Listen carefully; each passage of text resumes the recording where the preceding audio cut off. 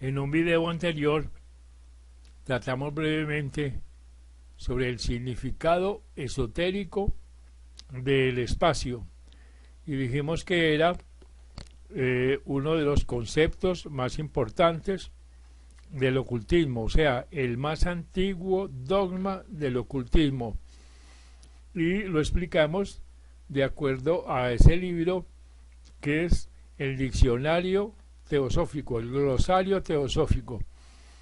Pero dada la importancia del tema y lo interesante del mismo, vamos a ampliar un poco el concepto del espacio tal como lo trata la señora Elena Blavatsky en su libro, en el tomo primero de la doctrina secreta, llamado Cosmogénesis.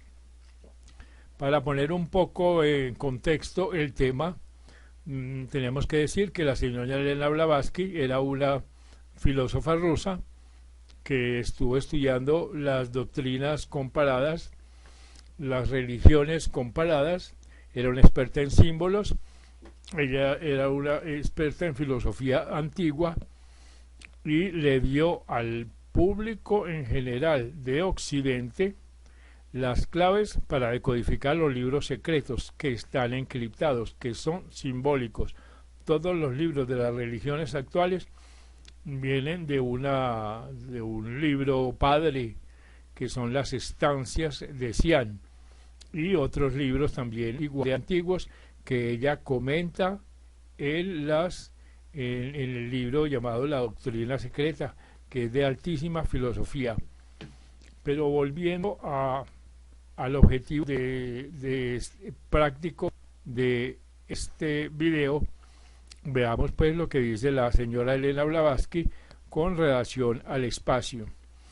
Dice: el espacio no es ni un vacío sin límites, entre comillas, ni una plenitud condicionada, entre comillas, sino ambas cosas, siendo en el plano de la abstracción absoluta la deidad siempre ignota, que es un vacío solo para mentes finitas, y en el plano de la percepción de la ilusión, el plenum es el contenedor absoluto de todo lo que es, sea manifestado o no manifestado, y es por lo tanto aquel todo absoluto.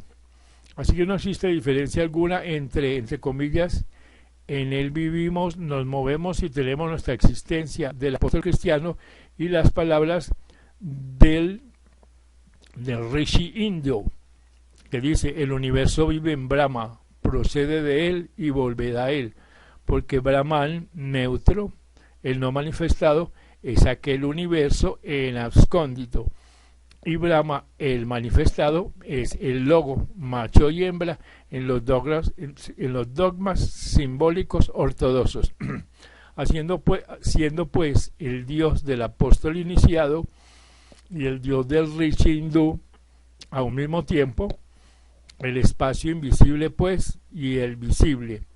Al espacio se le llama en el simbolismo esotérico, entre comillas, el eterno Padre y Madre de 7 pieles, cierra comillas, y se haya constituido desde su superficie no diferenciada hasta la diferenciada por 7 capas.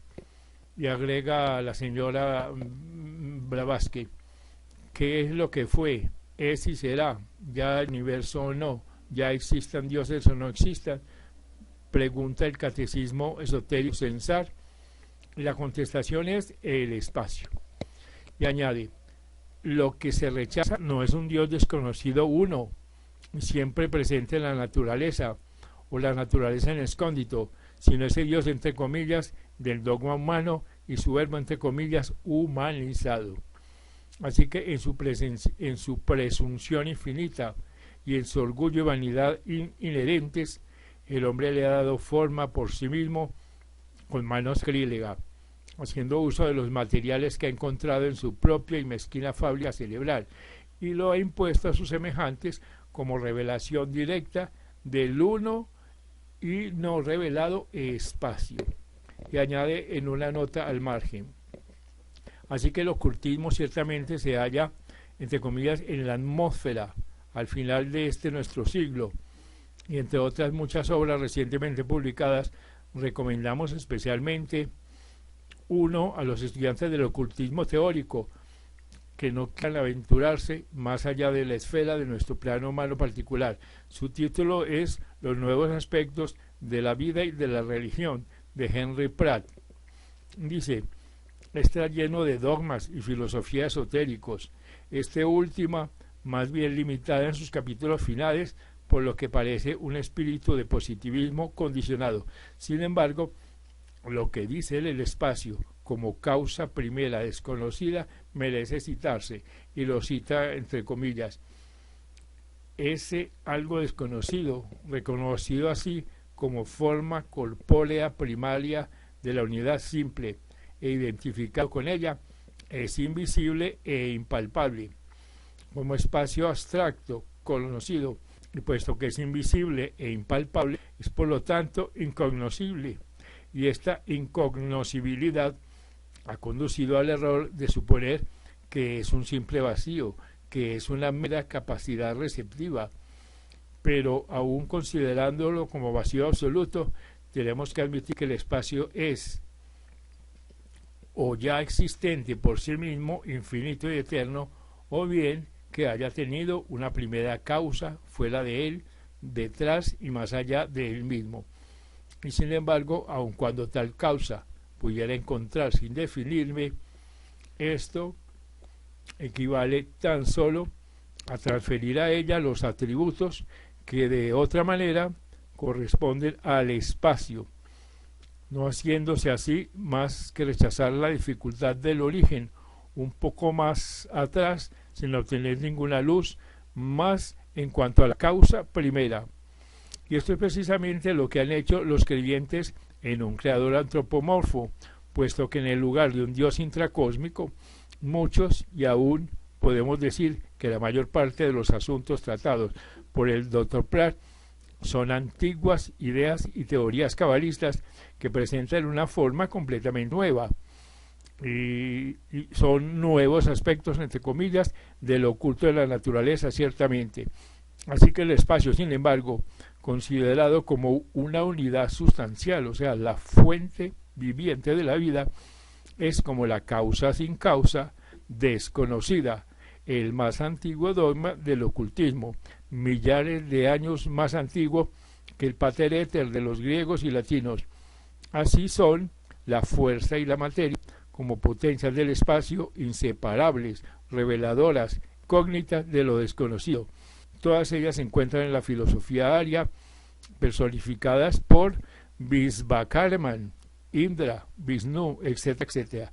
Sin embargo, están expresadas muy filosóficamente y bajo muchos aspectos no comunes en la obra anteriormente citada. Y continúa la señora Blavatsky.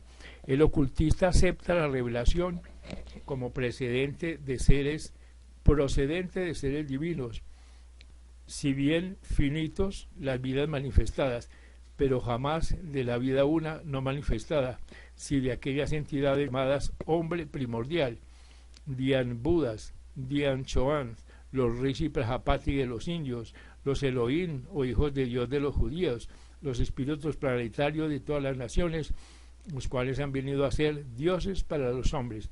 Así pues, el ocultista considera también a Adi Shakti, la emanación directa de Mula Prakriti, la materia, la eterna raíz de aquello, y el aspecto femenino de la causa creadora, Brahma, en su forma akáshica del alma universal, como una ilusión, filosóficamente a causa de la ilusión humana.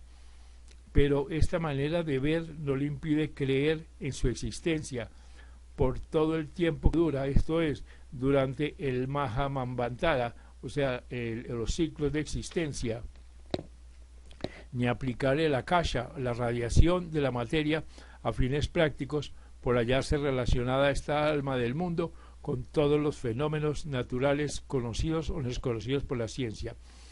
Y añade la señora Blavatsky, las religiones más antiguas del mundo, exotéricamente, porque la raíz o fundamento esotérico es uno, son la indostánica, la maldeísta y la egipcia.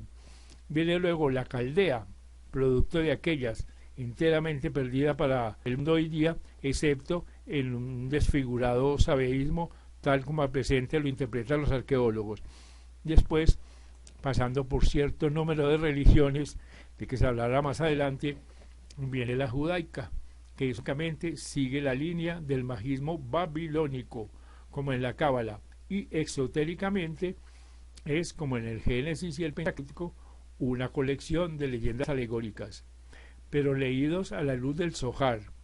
Los 4 primeros capítulos del Génesis son los fragmentos de una página altamente filosófica de cosmogonía, pero dejados en su disfraz simbólico, vienen a ser un cuento de niños, o sea, una horrible espina clavada en el costado de la ciencia y de la lógica, un efecto evidente del karma.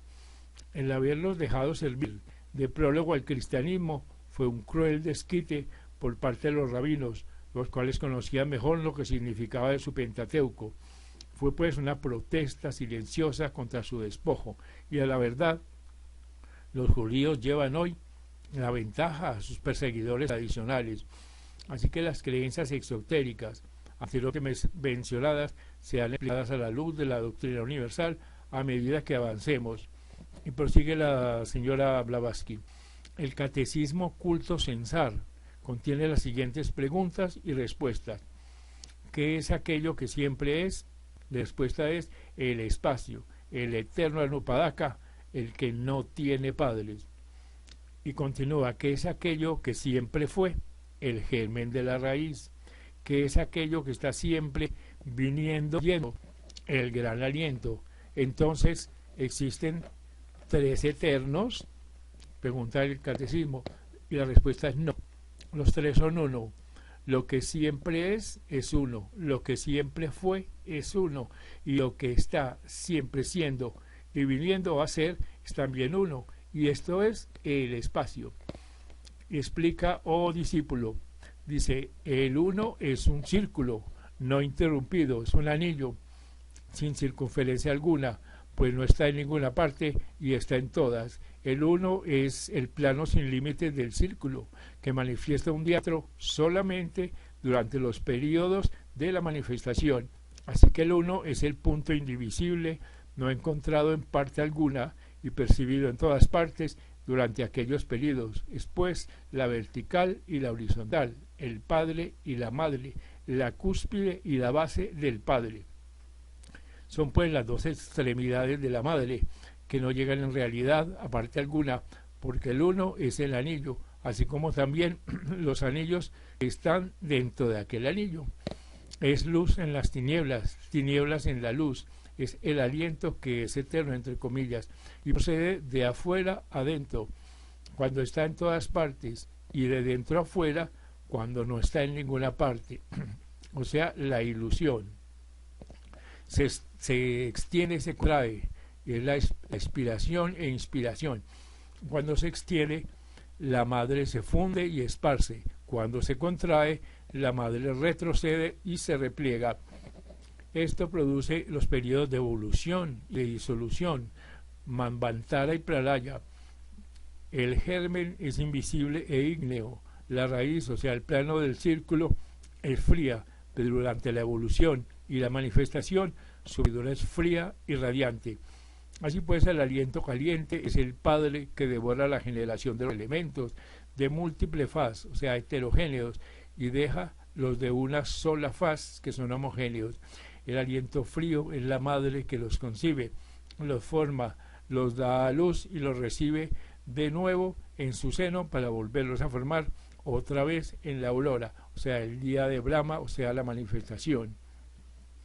Y añade la señora Blavatsky, para que la generalidad de los lectores comprenda con mayor claridad, debe decirse que la ciencia oculta reconoce 7 elementos cósmicos, 4 de los cuales son enteramente físicos, y el quinto, que es el éter, es semimaterial, el cual llegará a ser visible en el aire hasta el final de la 4ª ronda, para dominar por completo sobre los demás durante toda la 5ª. Así que los 2 restantes se quedan todavía absolutamente fuera del alcance de la percepción humana y aparecerán, sin embargo, como presentimiento durante la raza 6ª y 7ª de esta ronda, pero serán conocidos del todo en las rondas sexta y séptima respectivamente, y añade estos 7 elementos con sus innumerables subelementos, que son mucho más numerosos que los conocidos por la ciencia, son simplemente modificaciones condicionales y aspectos del elemento uno y único. Este último no es el éter, ni siquiera la casa, sino el origen de estos. El quinto elemento, pues, hoy día invocado con completa libertad por la ciencia, no es el éter supuesto por Sir Isaac Newton, aunque él le llama por ese nombre, habiéndolo asociado posiblemente en su mente con el éter, el padre-madre de la antigüedad. Y como Newton intuitivamente dice, la naturaleza es un operador perpetuo que actúa en forma circular, engendrando fluidos de sólidos, cosas fijas de cosas volátiles y volátiles de fijas, las sutiles de las groseras de las sutiles. Así quizá pueden todas las cosas haberse originado del éter. Este, pues, es una pequeña ampliación del concepto filosófico del espacio, tal como lo tratan los teósofos y la señora Elena Blavatsky en su libro, el primer tomo de la doctrina secreta, llamado Cosmogénesis.